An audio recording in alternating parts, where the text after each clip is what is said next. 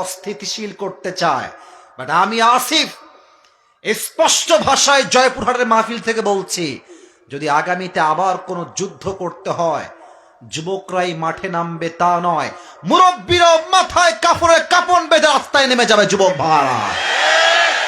আর যদি আগামীতে আবার ডাক আসে স্বৈরাচারকে নামাইতে হবে, দেশের মাটিকে আবার স্বাধীন করতে হবে, আল্লাহর জমিন আল্লাহর রাজ কায়েম করতে হবে, জয়পুরহাট থেকে একজন শহীদ আবু সাইদ নয়, হাজার হাজার শহীদ আবু সাইদ মাথায় কাপড়ে কাপন বেঁধে রাস্তায় নামবে যুবক ভাইরা। হাত তুলে বলো ঠিক কিনা? আল্লাহ তাআলা এই স্লোগানকে কবুল করুন, পড়া আমিন।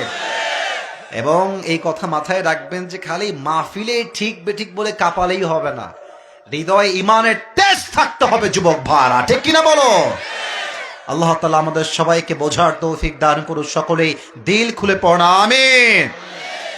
আমি এই কথাটা আগে থেকে নিয়ত করেছিলাম আজকে বলবো, কারণ আমি দেখতে পাচ্ছি আমাদের যিনি পালিয়ে গিয়েছেন, আমাদের ওনার স্বামীর কাছে যিনি পালিয়ে গিয়েছেন, উনি ভাবতেছেন যে যেভাবেই হোক, ইসকন দিয়ে হোক, অমুক দিয়ে হোক, আমি আবার ক্ষমতায় চট করে ঢুকে যাব। আমরা একটা ছোট্ট কথা বলি, লজিক্যাল কথা, এটা যুক্তির কথা। জয়পুরহাটের ভাইরা, ওনার হাতে 5 আগস্টের সকালে, আমি কোনো সরকারের লোক নই, আমি কোনো দলের লোক নই, আগে এটা ডিক্লেয়ার দিলাম যেন আপনাকে আমাকে দালাল না ভাবেন। ওনার হাতে 5 আগস্টের সকালে পুলিশ ছিল, বিডিআর ছিল, র্যাব ছিল, এয়ারফোর্স ছিল, ল্যান্ড ফোর্স ছিল, আর্মি ছিল, সেনাবাহিনী ছিল, তথাকথিত গুন্ডালিক বাহিনীও তার হাতে ছিল। এত কিছু দিয়েও তো আপনি আপনার ক্ষমতার চেয়ারকে ধরে রাখতে পারলেন না। আর আপনি মামুর বাড়ি দিল্লি গিয়ে মারামারি লাগাই দিবেন, এই করবেন সেই করবেন, চট করে ক্ষমতায় বসে যাবেন। আমরা কি বসে বসে আঙ্গুল চুষবো না কি রে ভাইরা? এত সহজ নয়। আল্লাহর জমিন আল্লাহর রাজ কায়েম হবে। এই রাজ কায়েম করতে যারাই বাধা প্রদান করবে, এদের সবাইকে ওপেনলি রাস্তার মধ্যে আমরা হত্যা করতে বাধ্য হব যুবক ভাইরা আমার। আমরা দাঙ্গা পছন্দ করি না, কাউকে আমরা আগ বাড়িয়ে মারতে যাই না, বাট আমাদেরকে কেউ আঘাত করতে আসলে আমরা চুল পরিমাণ ছাড় দিয়ে কথা বলতে পারি না। আল্লাহ আমাদের সবাইকে ঈমানি জজবা নিয়ে চলার তৌফিক দান করুন, আমিন। আজকের মাহফিলে যারা এসেছেন, আপনাদের বউ আছে, বিবাহিত কারা কারা একটু হাত তুলেন তো প্রিয় ভাইয়েরা। আচ্ছা, বিবাহিত ভাইয়েরা আপনারা, আচ্ছা হাত নামান। আব্বাজান হাত নামান, যুবক ভাইয়েরা হাত নামাও। আমাদের এই মাহফিলে যারা এসেছেন, বউ নাই, সিঙ্গেল কারা কারা একটু হাত তোলা। কি অবস্থা আপনাদের? তো কারো বিয়ে হয় নাই। আয় হায় হায়, আপনারা কি শিওর যে বিয়ে হয় নাই? এ আমি বিশ্বাস করি না, মিথ্যা কথা। বউ আছে সবার নাকি নাই? আয়ের সিঙ্গেলদের কষ্ট রে আল্লাহ এই শীতকালে দূর করে দিক, আমিন। আমার প্রিয় আব্বাজান যারা এসেছেন, মেহেরবানি করে শীতকালে যুবককে কম্বল দিয়ে, ল্যাপ দিয়ে, জ্যাকেট দিয়ে লাভ হবে না। প্রত্যেকটা সিঙ্গেলের বউ দরকার যুবক ভাইরা। আল্লাহ প্রত্যেকটা আব্বাজানদেরকে বোঝার তৌফিক দান করুন, আমিন। আমার আব্বারা বলে যে তুই পায়ে দাঁড়া, এই তুই ব্যবসা কর, এই তুই চাকরি কর, তারপরে তোর বিয়ে হবে। আব্বাজান, আপনি যদি আপনার ছেলেকে সঠিক বয়সে বিয়ে না দেন, আপনার ছেলে যত ঘাটে পানি খাবে, প্রত্যেকটার দায়ভার কিয়ামতে আপনাকে বহন করতে হবে। আর বাপের কথা কি বলবো, সব ঝামেলা হচ্ছে মেয়েদের ভেতরে। এরা দেখবা যে প্রেম করার সময় চাকরি হলেও চলে, না হলেও চলে, যা হবে তাই চলে। কিন্তু বিয়ের সময় আসলে মেয়েরা দেখবা টাকা পাইলে টাকলাকেও তারা বিয়ে করতে দেরি করে না। এর মানে আজকাল মেয়েদের কাছে চরিত্রের চাইতে money is a big deal for them, ঠিক কিনা বলো?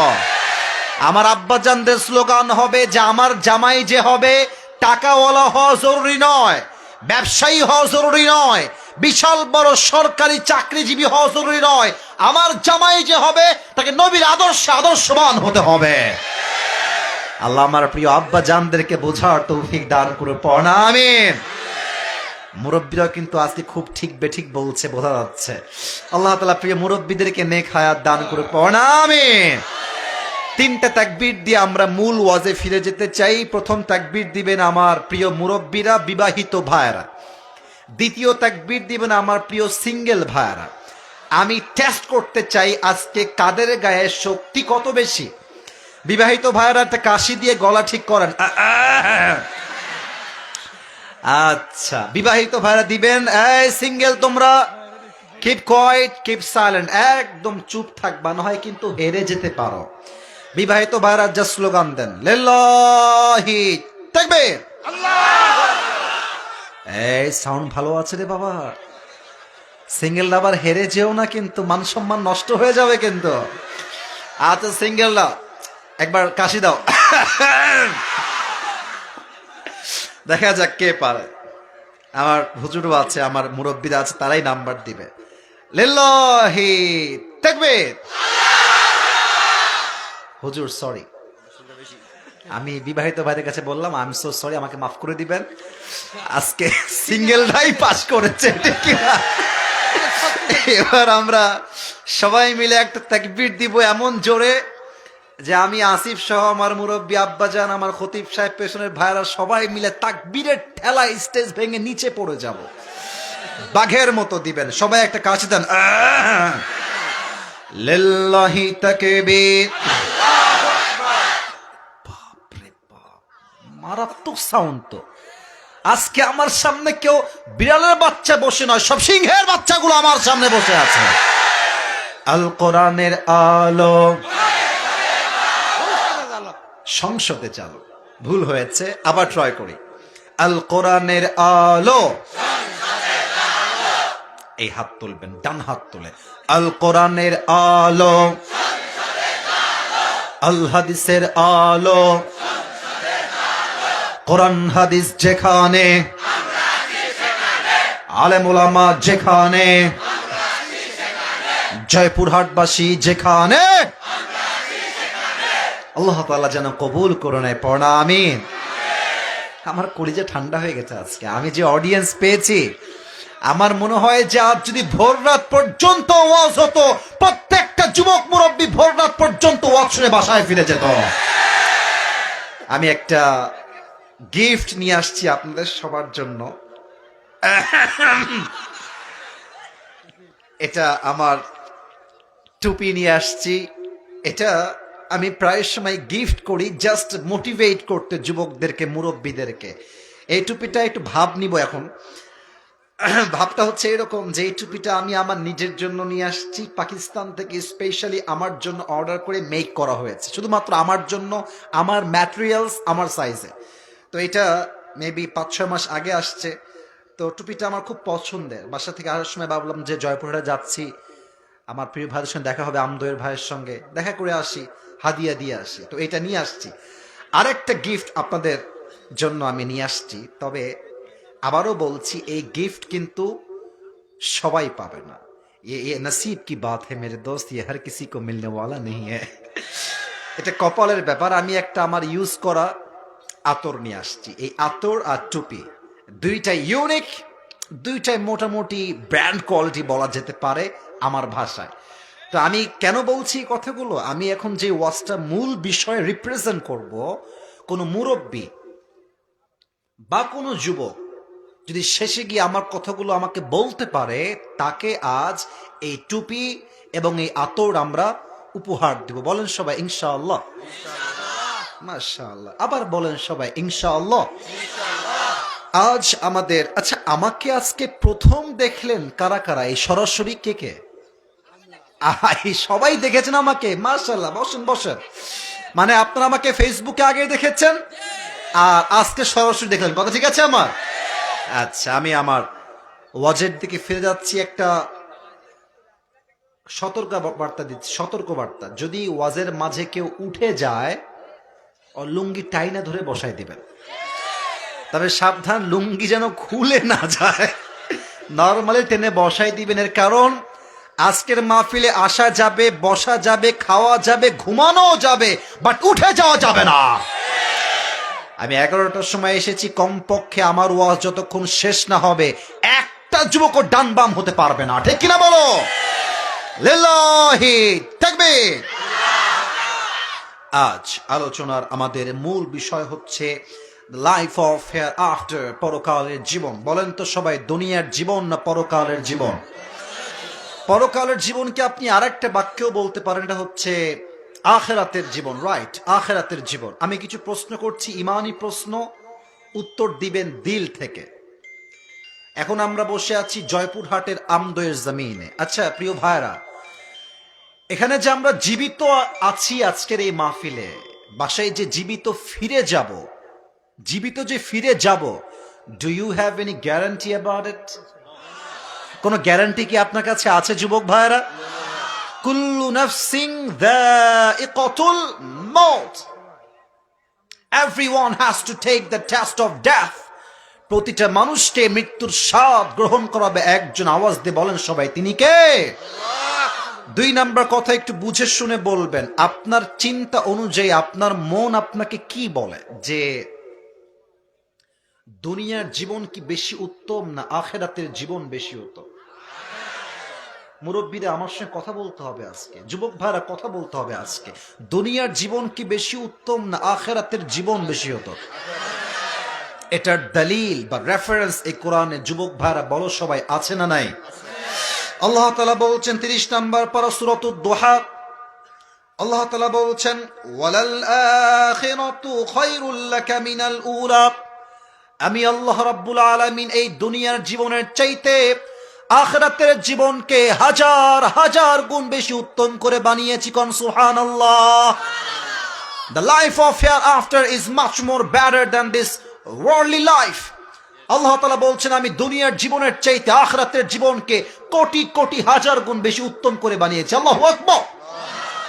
এবার আমাকে সবাই দেখেন এক নজর। এই দেখার জন্য বলছি না, আয়াত বলবো তাই। আমার মানে চেহারার কাটিং দেখে, বডি দেখে, সাইজ দেখে আমার বয়স কত মনে হয় আনুমানিক? মোটামুটি 65 কে বললো রে? এই তো 25, 27, 30 এরকমই তো মনে হয় নাকি? আমি কিন্তু বুইড়া না ভাই, আমি তাগড়া যুবক। যুবক ভাড়া ঠিক কিনা বলো? আচ্ছা, আমি এটা মানে আমার বয়সের জন্য মূলত জিজ্ঞেস করি না, একটা আয়াত বলবো তো তাই আপনাদেরকে জিজ্ঞেস করছি। আয়াতটা বলার আগে, আব্বাজান আপনার বয়স আনুমানিক কত হতে পারে? 60? 60 পার। আব্বাজান আপনার 60? 71 পার। মারহাবা মারহাবা। আমার আব্বাজানের প্রায় 70, আমার আব্বাজানের 70 পার 71। আমি এটা মজার জন্য মোটেও জিজ্ঞেস করি নাই, একদম মজার জন্য বলি নাই। আচ্ছা বলেন, দুনিয়ার জীবনটা কি বেশি লম্বা না আখিরাতের জীবন বেশি লম্বা? কত লম্বা জানেন? আমি বলছি না, আপনাকে বুঝতে হবে। শুধু লম্বা বললে তো লিমিট বুঝে আসবে না, আপনাকে লম্বা লিমিটটা বুঝতে হবে কত লম্বা। আল্লাহ তাআলা বলছেন সূরাতুন নাজিআত 30 নম্বর পারার সূরাতুন নাজিআতের একদম সর্বশেষ আয়াত। আল্লাহ তাআলা বলছেন কান্নাহুম ইয়াওমা ইয়ারাউনাহা লাম ইয়ালবাথু ইল্লা আশিয়াতান আও দুহাহা। এই 80 বছরের মুরব্বী আব্বাজান যেই দিন মারা যাবে, যার বয়স 80, 70 কিংবা 100 বছর, যখন সে পরকালের জীবনটা ফেস করতে শুরু করবে, পরকালের জীবনটা এত লম্বা হবে, এত লম্বা হবে। 80 বছরের মুরব্বী ডাক দিয়ে বলবে, আল্লাহ, আখিরাতের জীবন এত লম্বা? আমার কাছে তো মনে হচ্ছে 80 বছরের জীবন দুনিয়ায় ছিলাম, এটা 80 বছর নয়। পরকালের জীবনটা দেখে মনে হচ্ছে আমার পুরো হায়াতটা মাত্র একটা সকাল কিংবা একটা সন্ধ্যার সমপরিমাণ ছিল। আল্লাহু আকবার। কত লম্বা সময়! 80 বছরের হায়াত মাত্র একটা সকাল কিংবা একটা সন্ধ্যার মতো মনে হবে। এবার সবাই আপনার দুটো চোখ বন্ধ করবেন, আমি 5 সেকেন্ড গুনবো, তারপর সবাই চোখ খুলবেন। এর কারণ ওয়াজ খালি ক্যামেরা আসছে, অনেকগুলো লাইট, অনেক শ্রোতা ছিল, এটার নাম ওয়াজ নয়। ওয়াজ হচ্ছে আমি কি বুঝলাম, আমি কি মানলাম, আমার জীবন পরিবর্তন হলো কিনা, দ্যাট ইজ মোস্ট ইম্পর্টেন্ট। ঠিক কিনা বলেন? আমার কথা জাস্ট কান দিয়ে নয়, দিল দিয়ে শুনতে হবে। মুরব্বীরা, আমার যুবক ভাইরা, আমিও চোখ বন্ধ করছি, আপনারাও বন্ধ করবেন, just for 5 seconds, only 5 seconds. 5 গুনবো আমি আসিফ নিজেই, 5 গোনা শেষ হবে, then you will open your own eyes, তারপর চোখ খুলবেন। সবাই চোখ বন্ধ করেন 5 সেকেন্ডের জন্য। 1, 2, 3, 4, 5 চোখ খোলেন। এবার আমি যা বলি ঠিক বেঠিক বলতে হবে না, একটু বুঝে শুনবেন। আমরা এখন বসে আছি জয়পুরহাটের ছোট্ট একটা গ্রামের ছোট্ট একটা মাঠে। কাল যখন সকাল হয়ে যাবে, কেউ যাবে স্কুলে, কেউ যাবে কলেজে, কেউ যাবে তার ব্যবসায়, কেউ যাবে তার কলেজে, কেউ যাবে তার দোকানে। প্রত্যেকটা মুরব্বী যুবক যে যার জায়গায় সকাল হলেই ছুটে যাবে। আচ্ছা, এই যে জয়পুরহাটে যে রাস্তাটা আছে, মেইন রাস্তা, এখান দিয়ে আমরা যাই নওগাঁ, এদিকে আমরা দিনাজপুর যাই, এই যে মেইন রোড, যেটাকে বিশ্ব রোড আমরা বলি, পাকা রোড, বুঝে বলবেন, না বুঝে প্লিজ কথা বলবেন না আজকের মাহফিলে, একটু বুঝে বলবেন। বাইপাস রোডে যে গাড়িগুলো যায়, স্পিড কি কম হয় না অনেক বেশি হয়? এই যে আপনার হানিফ বাস যেগুলো আছে, এগুলো তো মনে হয় 110-20-এ চলে, তাই না? আমার মনে হয় কি জান, ওর এই স্পিডে যদি কেউ সামনে ঠাস করে এসে যায়, একদম পিষে যাবে, 1 সেকেন্ডে, মুহূর্তেই নাই হয়ে যাবে। আমি যা বলি বুঝে শুনবেন। কাল সকালে আপনি যাবেন নওগাঁয় বা জয়পুরহাটের মেইন শহরে। আমি একটু বোঝাবার সাথে আমার হাত দেখাচ্ছি, আমার হাতের ইঙ্গিতগুলো একটু বুঝে বুঝে শুনবেন। এই স্পেস বা এই জায়গাটা হচ্ছে আপনার বাসার এলাকার গলি। আচ্ছা, ওই যে যুবকরা দাঁড়িয়ে আছে ডান দিকে, ওইটা হচ্ছে বিশ্ব road. Please try to understand, please pay your attention, মনোযোগ বাড়ান, কথা বুঝতে আপনার জন্য সহযোগী হবে। এটা হচ্ছে বাসার গলি, এটা হচ্ছে বিশ্ব রোড। মনে করেন বিশ্ব রোড থেকে বামেই হচ্ছে পুরা জয়পুরহাটের মেইন শহর বা সদর। আপনি জাস্ট এই ছোট্ট গলি দিয়ে উঠেই বামে যাবেন। জাস্ট যখনই আপনি বাইক নিয়ে, সিএনজি নিয়ে, অটো নিয়ে, রিক্সা নিয়ে, ভ্যান নিয়ে বিশ্ব রোডে উঠেছেন, ঠিক পেছন দিক থেকে বিশাল লম্বা একটা হানিফ বাস এসে, দেশ ট্রাভেলস এসে, গ্রিন লাইন এসে, অথবা গ্রামীণ বাস এসে এমন জোরে আপনার বাইকে, সিএনজিতে, অটোতে ধাক্কা দিয়েছে, এক ধাক্কায় মুরব্বী কিংবা যুবক 40 হাত দূরে গিয়ে পড়েছে, এমনি উড়ে গিয়ে পড়েছে। আর এই উড়ে যাওয়ার পর এই কপালটা আছে না, এই কপালটা সোজা পিচ ঢালাও রাস্তায় ঠাস করে পড়েছে। একটা আঘাতে মুরব্বী বা যুবকের কপালটা ফেটে ফিলকি দিয়ে গল গল গল গল করে রক্ত বের হয়ে পুরো রাস্তা লাল হয়ে গেছে। আর জয়পুরহাটের সবাই চিৎকার দিয়ে বলছে, বাঁচাও, ধরো তাকে, বিশাল বড় একটা দুর্ঘটনা ঘটে গেছে, ধরো তাকে, খুব দ্রুত ধরো, ধরো ধরো ধরো। সবাই খুব দ্রুত আপনাকে ধরে সোজা আপনাকে নিয়ে গিয়েছে, অজ্ঞান আপনি, হুঁশ নাই, আপনাকে নিয়ে গেছে রাজশাহী মেডিকেল কলেজ হসপিটালে। You don't have any strange to talk with anybody, কথা বলার শক্তি নাই, চোখ বন্ধ, অজ্ঞান হয়ে গেছে। 24 ঘন্টা পর আপনি আপনার চোখ খুলেছেন যে কোথায় আসলাম। তো চোখটা খুলে দেখছেন everything is just like not clear, কেমন ঝাপসা ঝাপসা, দেখা যায় না। বাট আপনি বুঝতে পারছেন, আপনি যেই বেডে শুয়ে আছেন, এই বেডের চাদরের রং হচ্ছে সাদা, আপনার কভার যেটা বালিশের কভার এটাও সাদা, যে দেওয়াল আপনার পাশে এটাও সাদা, উপরের ফ্যান সাদা, পুরো রুমটাই everything is just look like a white colour, পুরো রুমটাই সাদা আর সাদা। হঠাৎ করে আপনার চোখটা একটু ক্লিয়ার হয়েছে, আপনি কোথায় আছেন আপনি দেখছেন, ঠিক আপনার পা বরাবর বিশাল বড় গ্লাস ফিটিং করা গেট বা দরজা, ওখানে লম্বা করে লেখা আছে এই রুমটার নাম হচ্ছে ICU। আইসিইউ। জয়পুরহাটের ভাইরা, কথা বুঝে বলেন তো, আইসিইউ থেকে মানুষকে কখনো সাধারণ অবস্থায় নেওয়া হয় না ডেঞ্জারাস অবস্থায় নেওয়া হয়? Dangerous, last stage of your life. আপনি আপনার জীবনের শেষ মুহূর্তে হঠাৎ করে চলে আসছেন। এখনই ছিলেন জয়পুরহাটে, আর এখন দেখছেন আইসিইউতে শুয়ে আছেন। তখন আমরা বসে বসে একটা চিন্তা করব, কি জানেন? ভাববে যে ইস, আমি কেন সুদ খাইলাম, ইস আমি ঘুষ কেন খাইলাম, ইস আমি আমার যৌবনকালে হারাম প্রেম কেন করলাম, ইস প্রত্যেকটা মেয়ে ভাববে যে আমি আমার যৌবনকালে পর্দা করে পর্দায় আমি কেন চললাম না, ভাববে আর আফসোস করবে। হঠাৎ করে দেখবে আইসিইউ রুমের জানালার দিয়ে একজন যুবক আকাশ থেকে নেমে আসছে জমিনের দিকে। এটা কি মানুষ হবে না ফেরেশতা হবে? এই যুবক ভাইরা বুঝে বলেন, আকাশ থেকে যে নেমে আসে এটা কি মানুষ হয় না ফেরেশতা হয়? এখানে এসে আমাদের মাঝে দুই ধরনের মানুষ হবে।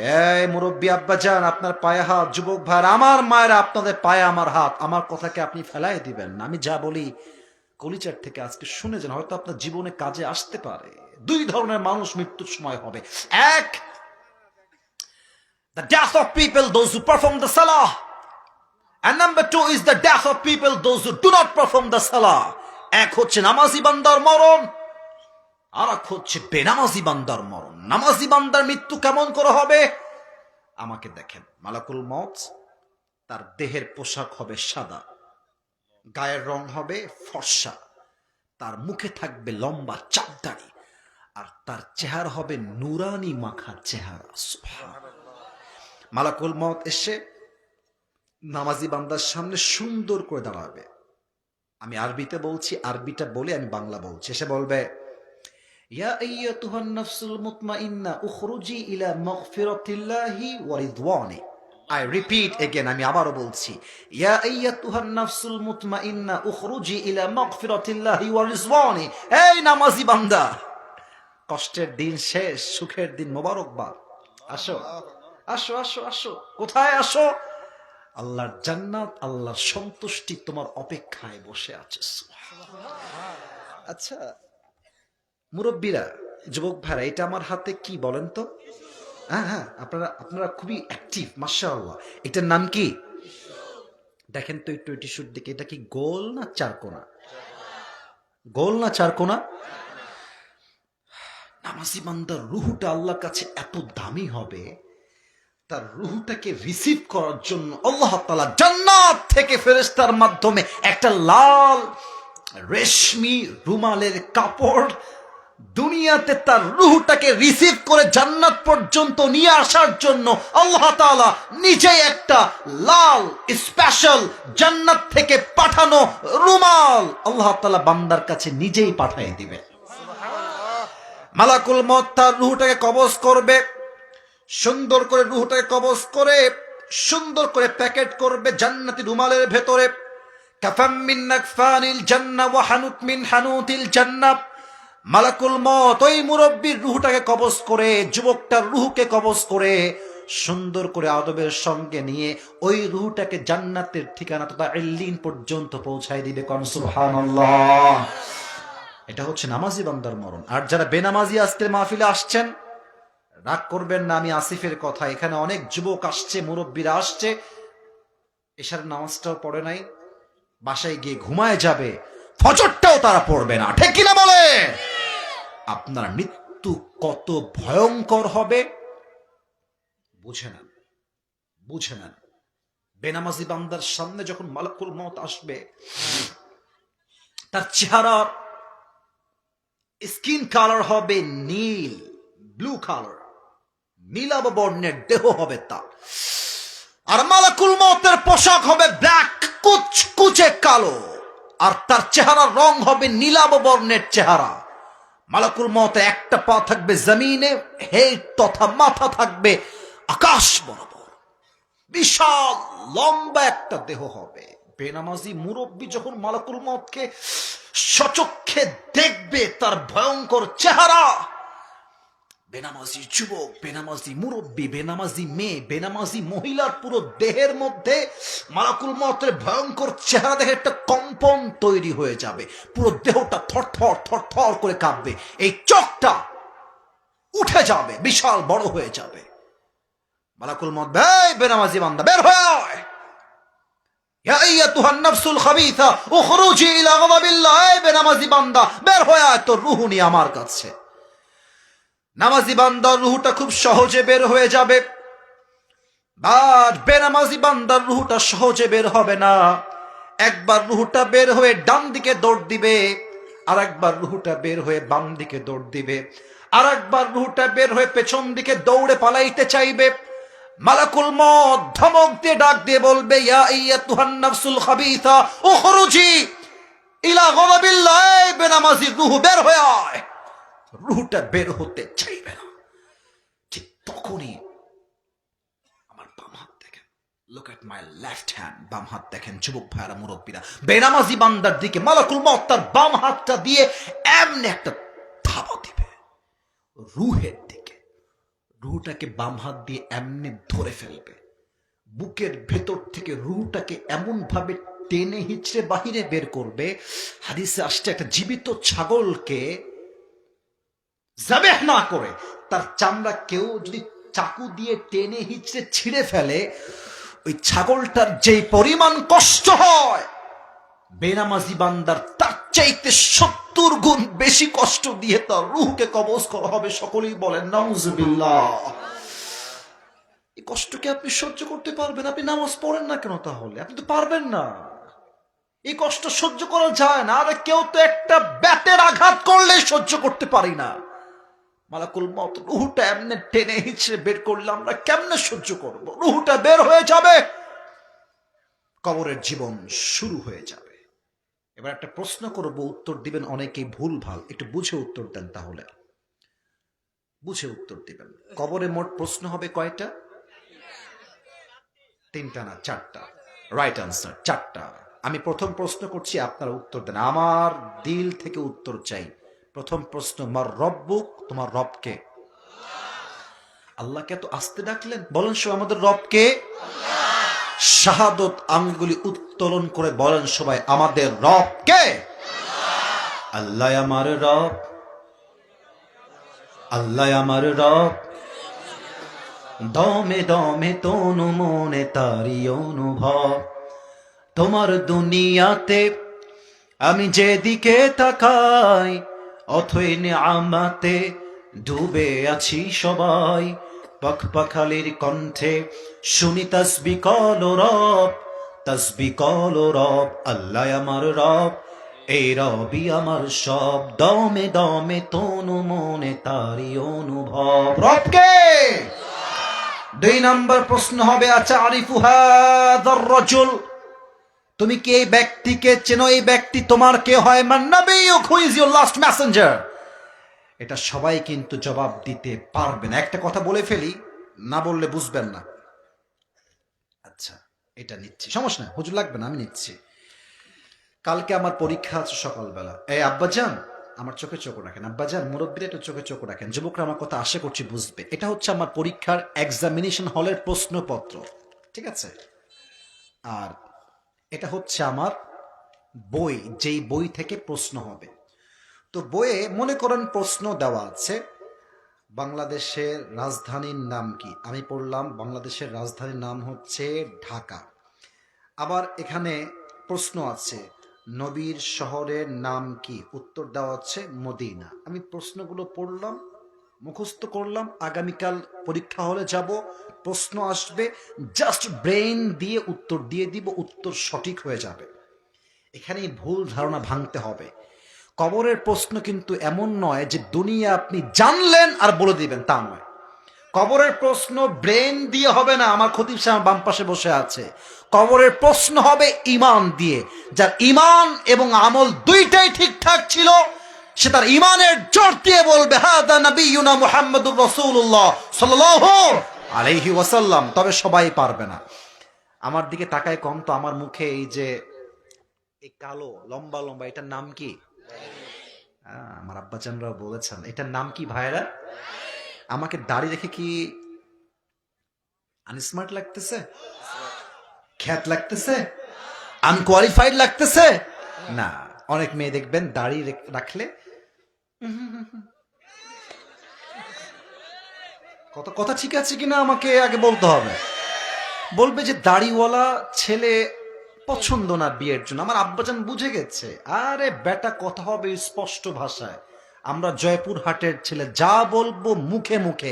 ভালোবাসলে আই লাভ ইউ, না বাসলে আই হেট ইউ, ঠিক কিনা বলো? স্পষ্ট ভাষায় বলবো আজ থেকে, শুনে না আমার থেকে। দাড়ি রেখে যেই মেয়ে আমাকে বিয়ে করতে চাইবে না, ও কিসের বিয়ে করবে না? তো আমার বউ হওয়ার যোগ্যতাই রাখে না।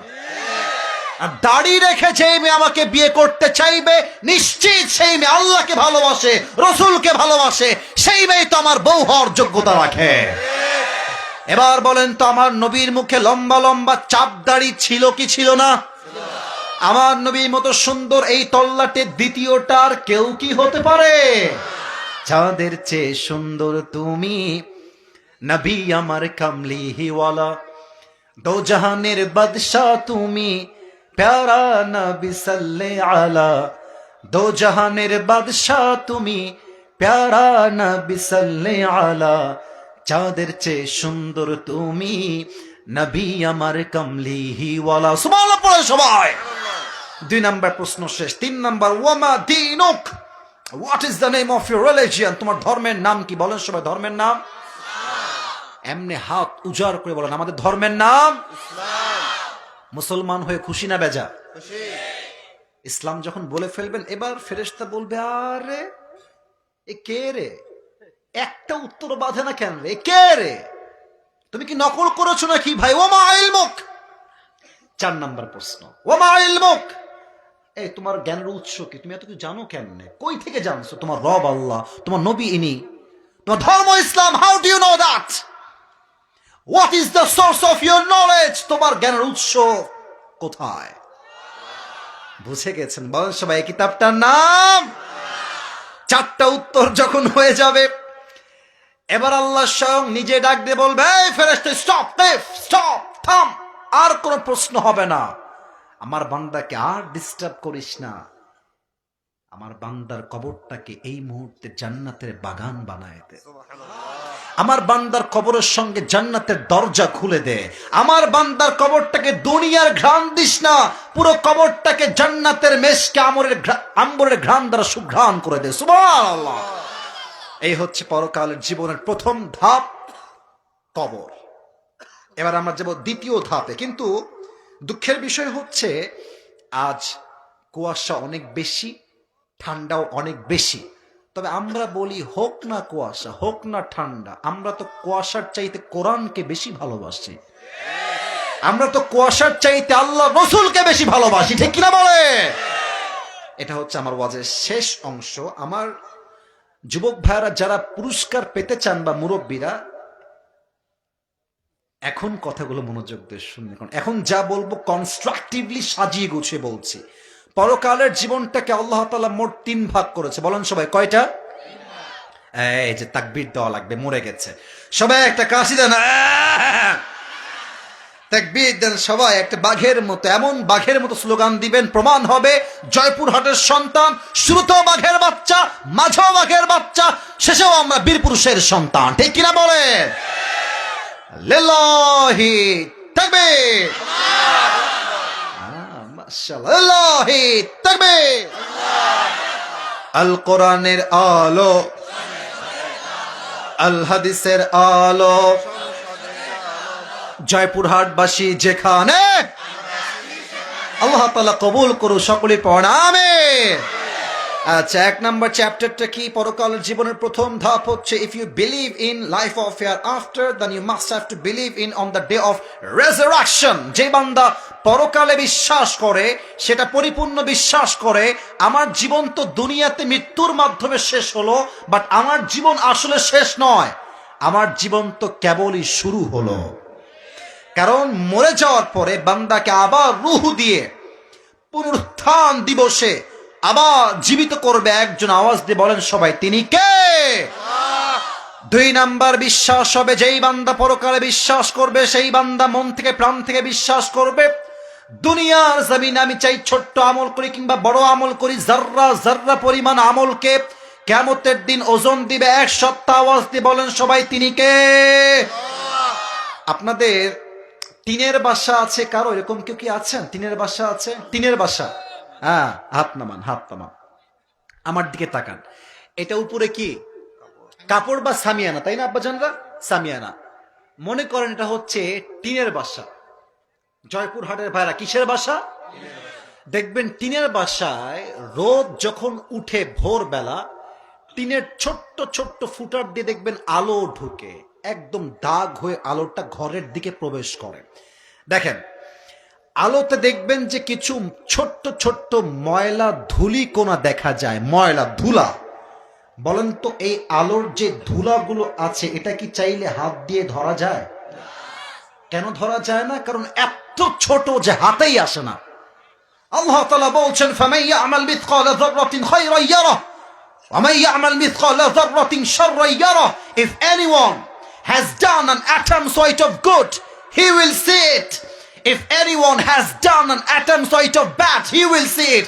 জাররা জাররা শস্যের দানা পরিমাণ ভালো আমল ওজন হবে, শস্যের দানা পরিমাণ খারাপ আমল আল্লাহ তাআলা মিজানের পাল্লায় ওজন দিবে। ঠিক কিনা বলেন? এবার একটা উত্তর করেন, ডান আমল বাম আমল, এটা ডান এটা বাম। প্রিয় ভাইয়েরা, জান্নাতে যাওয়ার জন্য 100 আমলে কত আমলের দরকার?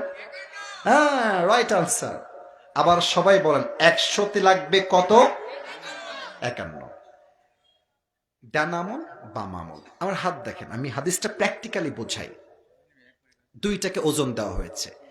এই ডান আমলটা একটু একদম হালকা একটু ভারী হয়ে গেছে, আল্লাহ বলবে ফাহুয়া ফি আইশাতির রাদিয়া, আমার বান্দাকে আর হিসাব দিস না, একটু ভারী হয়েছে, ওকে এখন জান্নাতে প্রবেশ করায় দে। সুবহানাল্লাহ। না সুবহানাল্লাহ জোরে পড়তে হবে, বলো সবাই সুবহানাল্লাহ। তবে কিয়ামতের ময়দানে একজন বান্দা দাঁড়াবে, ওর আমল নামার ঝামেলা হয়ে যাবে। এটাও 50, এটাও 50, এটাও 50, এটাও 50। এবার বলেন তো, যার 50-50 হয়ে গেছে, ওর জান্নাতে যাওয়ার জন্য আর আমল লাগবে কয়টা? আরে কথা কোন ভাইরা, কয়টা? ও বলবে আরে কোন সোনামণি, সোনামণি এটাকে ধরো ধরো ধরো ধরো ধরো, আব্বা জান নাকি এটা? না যুবক না আব্বা জান, এটা দেখা যায় না তো। না না উঠা যাবে না, উঠা যাবে না।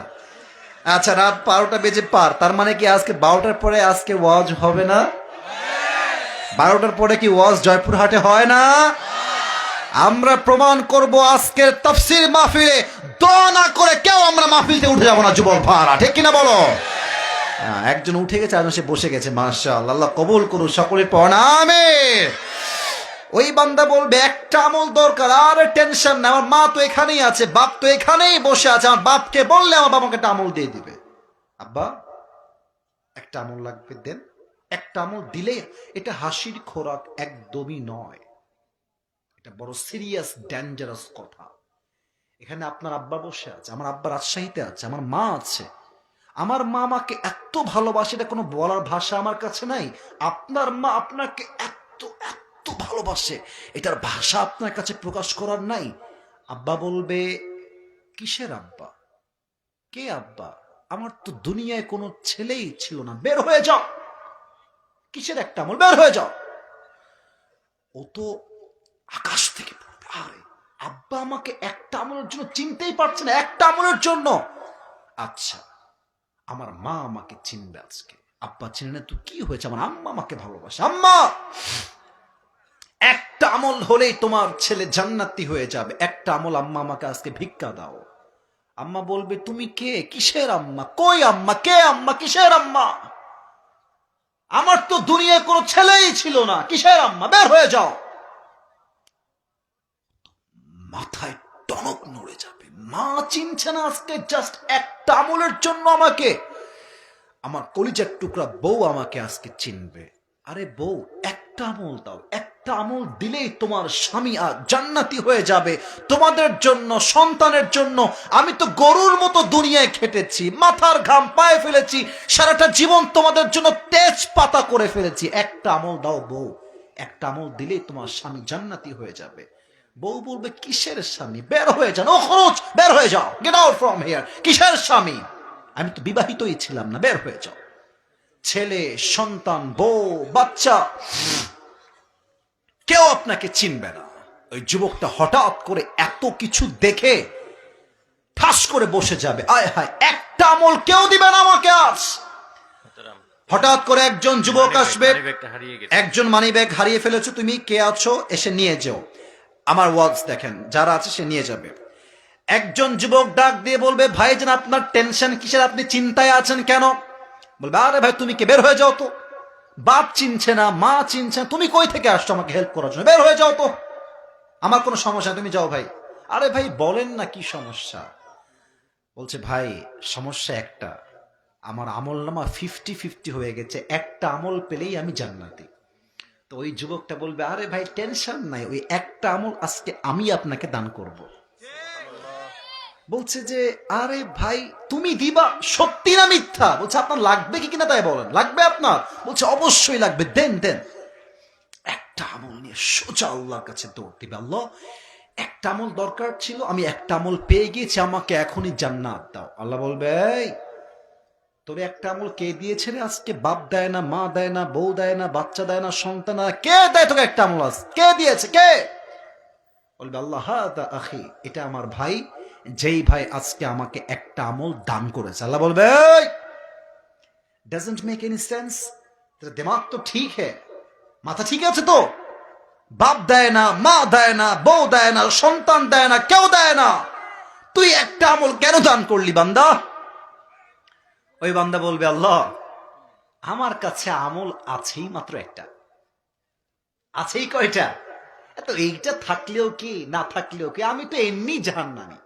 তো আমি ভাবলাম যে আমার একটা আমল দিয়ে যদি আমার ভাই জান্নাতি হয়ে যায়, দোষ কি? আমি আল্লাহর দিকে তাকায় দয়া করে মায়া করে ওই একটা আমল তাকে দান করে দিয়েছি। আল্লাহ বলবে ও আচ্ছা আচ্ছা, তার মানে তুমি আমার চাইতে বেশি দয়াময় হতে চাও? তুমি কি আমার চাইতে বেশি মায়াময় হতে চাও? No, absolutely wrong idea. Anar Rahman, আনার রহিম, I am the most merciful, I am the most gracious, I am the most kindful Lord. আমার মতো দয়াময় মায়াময় প্রভু আর কেউ হতে পারে না। তুমি যে আজকে একটা আমল পেয়েছো, তুমি একা জান্নাতে যেও না। যে তোমাকে একটা আমল দান করেছে তাকে নিয়ে দুইজন একসঙ্গে জান্নাতে প্রবেশ করো। 100 আমল লাগবে, 51। এই আমল বড় দামি জিনিস। আমাদের নেতা সাহেব যারা আছেন, আপনারা সবাই বজলুর রশিদ হুজুরের নাম শুনছেন? শুনবেন না কেন? উনি কিন্তু এদিকে খুব আসেন। আমার একটা কথা জাস্ট আমলের ক্ষেত্রে মনে পড়ে গেল, তাই বলছি, বলা যাবে না, আসছে, বুঝতে পারছি। দেখেন আজকালকার যারা নেতা আমরা দেখেছি আগে, এরা নামাজকে নামাজের জন্য নয়, নামাজকে ভোট পাওয়ার জন্য ব্যবসা হিসেবে, হাতিয়ার হিসেবে ইউজ করে। বজলুর রশিদ বলছিলেন যে উনি একটা এলাকায় মাহফিলে গেছে, ওই মেবি টাঙ্গাইল বা বগুড়া এরকম কোনো জেলার নাম হবে, আমি ভুলে গেছি। তো ওয়াজ করছে হুজুর, রাত্রের 12টা বেজে গেছে। ওয়াজ মানুষ খুব মনোযোগ দিয়ে শুনছে এভাবে বসে বসে। হঠাৎ করে পেছন থেকে স্লোগান দিচ্ছে, নেতা সাহেবের আগমন, শুভেচ্ছা, স্বাগতম। একেবারে সব চামচাগুলো চিল্লাচ্ছে একেবারে। নেতা সাহেব উঠে স্টেজে আসছে, ডান পাশে বসেছে। বলছে আমাকে মাইকটা এখনই দিলে খুব ভালো হয়, আমি খুব ব্যস্ত, তো মাইকটা এখনই দিলে আমার জন্য খুব ভালো হয়। হুজুর বলছে অন্য জেলার থেকে ওয়াজ করতে আসছি, মায়ের খাওয়ার আগে মাইক দিয়ে দেওয়াই ভালো হবে। তো মাইকটা দিয়ে দিয়েছে। ও এই যে হ্যান্ড মাইকটা এখানে আছে, হ্যান্ড মাইকটা ধরেই বলছে প্রিয় ভাইয়ের আমার, নামাজ নামাজ নামাজ, সালাম কালাম কিছু নাই, খালি নামাজ আর নামাজ। হুজুর দেখছে বাপরে, কথার আগেও নামাজ, মাঝেও নামাজ, শেষেও নামাজ। ইয়ার ইয়ে তো জান্নাত সে ভাগ কে দুনিয়া মে আই হে। এত ভালো না তো আমি আজীবনেও দেখি নাই রে বাবা। নামাজ, প্রিয় ভাইরা, নামাজ নামাজ ছাড়া জীবনে কোনো গতি নাই। ডায়লগ দিয়ে নেমে গেছে। এখন হুজুর ভাবছে এর তো খবর নেওয়া লাগবে, কত ভালো নেতা। তো নেতার কিছু চামচা থাকে না? আরে ভাই কতক্ষণ থাকে না? তো ডান পাশে এই পাশে দাঁড়ায় ছিল, তো ওকে হুজুর ধরছে, এদিকে। তো নেতা তো খুব ভালো নামাজ পড়ে রে, কমপক্ষে তো 70-80 টাকা তাহাজ্জুদ তো অবশ্যই পড়ে। তো ছেলে খুব বদমাইশ, এদিকার ভাষা রাগ করবেন না। ছেলে হুজুর যেমনি বলছে আমি তেমনি বলা ট্রাই করছি। ও ছেলে হুজুরের কানে কানে বলছে, হুজুর 5 ওয়াক্ত নামাজ, এর সঙ্গে 5 দিন একসঙ্গে আছি, এই শালা 1 ওয়াক্ত নামাজও পড়ে না। তার মানে আপনার কি বুঝলেন? কিছু নেতা আছে নামাজকে ধর্মের জন্য নয়, আল্লাহর জন্য নয়, ভোটের জন্য ব্যবসা হিসেবে ইউজ করে। যুবক ভাড়া ঠিক কিনা বলো? ওই আমল যতই হোক। আমাদের একজন নেতা ছিলেন বাংলাদেশে, উনি বলতেন যে আমি তো ডেইলি নিম্নে 70-80 টাকা তাহাজ্জুদ আমি একাই পড়ি। তো নাম বলতে হবে না, দৌড় মিয়া, নাম বলতে বলছি আমি। তো এরা আজকে কোথায়? এদের ডায়লগ গুলো আজকে কোথায়? এটাই প্রমাণ এই দেশের কিছু নেতা আছে নামে ধর্মের কথা বলে, বাট কামে বিন্দুমাত্র ধর্মের নাম নাই। যুবক ভাড়া আমার ঠিক কিনা বলো? আউয়ালু মা ইউহাসাবু বিহিল আবদু ইয়াউমাল কিয়ামাতি আস-সালাহ। কিয়ামতের দিন আল্লাহ তাআলা বান্দার প্রথম আমলের হিসাবই নেবেন নামাজ সম্পর্কে। আপনারা সবাই মিজানুর রহমান আজহারী নাম শুনছেন তো? আজহারী নাম শুনছেন না সবাই আপনারা? আচ্ছা, আজহারী সাহেব ওনার কিন্তু রাজশাহীর বাগমারায় আসার কথা ছিল, ডেট ছিল। তো উনি কারণবশত আমাদের দেশের তৎকালীন যারা ছিলেন তারা ওনাকে জামাতে ট্যাগ দিয়ে বিদেশে পাঠিয়ে দিয়েছেন। এখন কথা হবে একটা, হক কথা বললে যদি জামাত হয়ে যায়, আমার জামাত হতেও রাজি আছি যুবক ভাইরা, ঠিক কিনা বলো?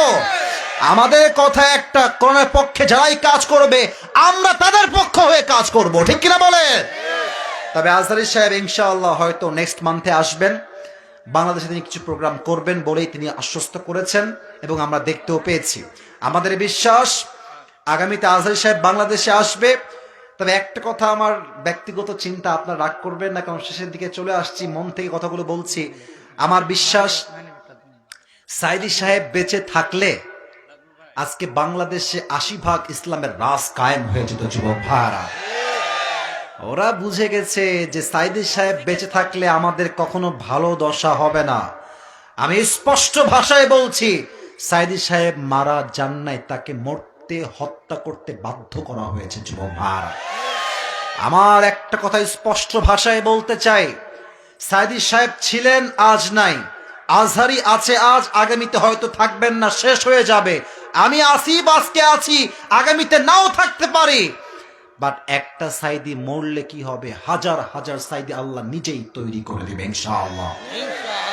সাইদি সাহেবের একজন বলতে গেলে সুযোগ্য বলতে পারে আমরা আজহারী সাহেব। ওনার পরে ওনার জনপ্রিয়তা সবচেয়ে বেশি ছিল আমাদের বাংলাদেশে, এখনো আছে।